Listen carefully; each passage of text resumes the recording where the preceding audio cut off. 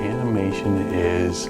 It's like bringing a story to life. It's art in motion. You have more freedom because the rules of the natural world don't apply. You can create these worlds that are outside of the realms of your imagination. It can be anything. All of that work, and after you see it, it's so fluid and so real, even though you know it's not real. Basically characters coming to life and moving in front of you.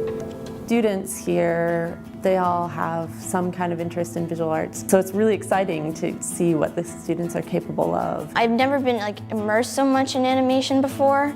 Interlochen has allowed me to explore different types of animations even. I would have never thought to do stop motion or even puppet animation. Okay, when you're ready, set, go. My favorite project is the Rotoscope project. Rotoscope, you use a model for your animation. You basically take a video of someone, break it down frame by frame, and you use the model as a pose for your animation, and you basically draw over them.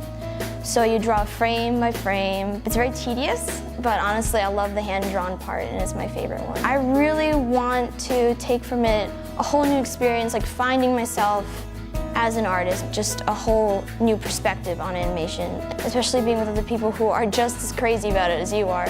So that's the great part about Interlochen, and that's what I want to get from it.